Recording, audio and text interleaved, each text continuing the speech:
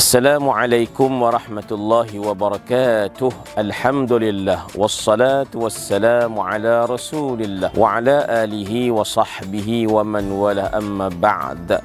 Muslimin muslimat yang dirahmati Allah, bersama kita dengan tazkirah Ramadan Indonesia 1445 Hijriah. Semoga Ramadan kali ini menjadi Ramadan yang betul-betul kita isikan dengan segala kebaikan dan perintah Allah Ta'ala dilaksanakan dan menjauhkan segala larangan Allah Ta'ala yang telah diharamkan atas kita masing-masing. Kerana Ramadan itu adalah satu anugerah Allah Azza wa Jalla. Ramadan adalah tetamu kita. Mana mungkin tetamu yang hadir itu kita tidak sambut dengan sepenuh hati kita. Kita sambut tamu kita dengan segala macam tawaran-tawaran yang hebat untuk supaya kita mentetamukan Ramadan dengan selayaknya. Sesungguhnya dalam kehidupan harian kita, biasanya tetamu datang ke rumah kita, barangkali ada harta kita yang akan kehabisan. Tetapi Ramadan sebagai tamu yang mulia, datangnya bukan mengurangkan harta benda kita, bahkan menambahkan harta kita, menambahkan iman kita, menambahkan amal kita, menambahkan segala-galanya buat kita. Itulah tetamu istimewa Ramadan. Maka untuk kita menghayati Ramadan ini supaya dapat memaksimalkan segala kebaikan, segala kelebihan fadilat yang diberikan Allah Ta'ala kepada kita sepanjang Ramadan ini, selayaknya kita sebagai orang-orang yang beriman mentaati Allah Ta'ala sepenuhnya dalam Ramadan. Dalam Ramadan banyak kebaikan yang kita boleh lakukan, sama ada salatnya, qiyamnya, Qurannya, apatali puasa Ramadan. Maka berbagai-bagailah tawaran, kehebatan, kebaikan dan kelebihan dalam Ramadan, di sudut amalan dan ganjarannya. Allah Ta'ala berfirman dalam surah Ali Imran ayat 133, wasari'u ila maghfiratin min rabbikum wa jannatin 'arduha as-samawati wal ardh u'iddat lil muttaqin. Secara umumnya Allah Ta'ala kata, wahai orang yang beriman,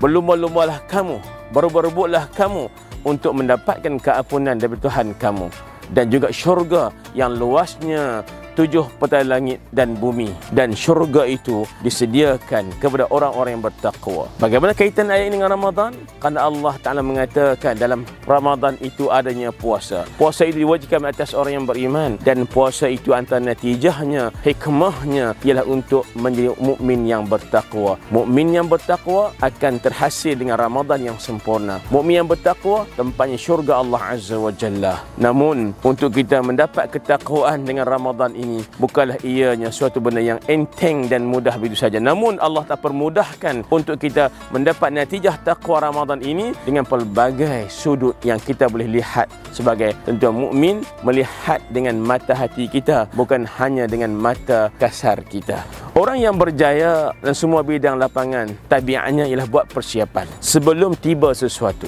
sebelum memulakan sesuatu pekerjaan. Maka itulah tabiat orang yang berjaya. Demikian Ramadan. Orang mukmin yang berjaya mendapat ketakwaan dengan Ramadan yang dia lalui adalah dengan terlebih dahulu buat persediaan dan persiapan untuk menyambut Ramadan. Maka kebiasaannya orang beriman ini akan melakukan dalam Ramadan apa yang terbiasa dilakukan dalam bulan-bulan sebelum Ramadan. Sebab itu para sahabat radhiyallahu alaihim ajma'in sentiasa berdoa kepada Allah Subhanahu wa Ta'ala dalam Ramadan, diampunkan dosa mereka, diampunkan dosa keluarga mereka dan seumpamanya.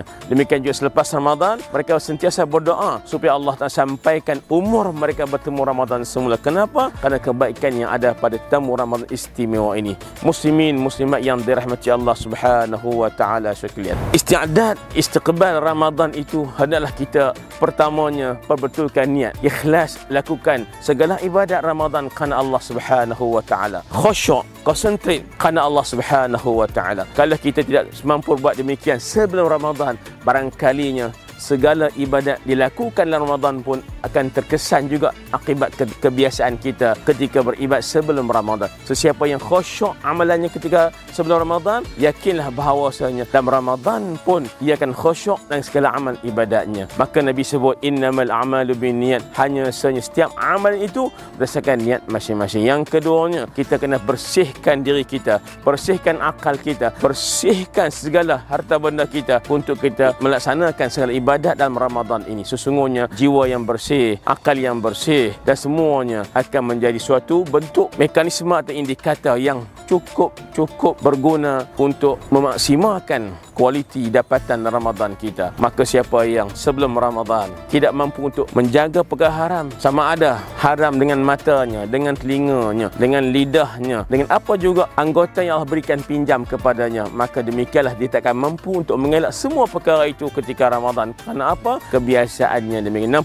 Namun atas sifat kita hamba mukmin yang lemah, yang mengharapkan keampunan Allah Subhanahu wa taala, kesempurnaan Allah Subhanahu wa taala, walaupun demikian hendaklah sentiasa kita beristighfar siang dan malam kita, supaya Ramadan yang kita lalui ini penuh dengan kemuliaan daripada Allah Subhanahu wa taala. Bersihkan diri daripada segala sifat-sifat yang mazmumah, sifat-sifat yang keji seumpamanya, supaya kita menyambut Ramadan dengan perkara yang Ramadan itu suka dengan kita. Nabi menyebut sebuah hadis yang berbunyi, Nabi kata, "Man lam yada' qaul az-zur wal jahla bihi wal 'amal bihi falaysa lillahi hajatun fi an yada'a ta'amahu wa syarabah." Siapa-siapa yang tak mampu tinggalkan cakapan dusta, berbohong dan kejahilan, dan tidak mampu meninggalkan melakukan perkara dusta tadi, maka tidak ada hajat bagi Allah Ta'ala untuk si fulan tersebut meninggalkan makan dan minumnya. Maknanya kalau kita berpuasa hanya sekat tahan perut daripada makan dan minum, daripada bersama dengan pasangan, maka itu tidak mencukupi untuk menghayati makna Ramadan sebenar.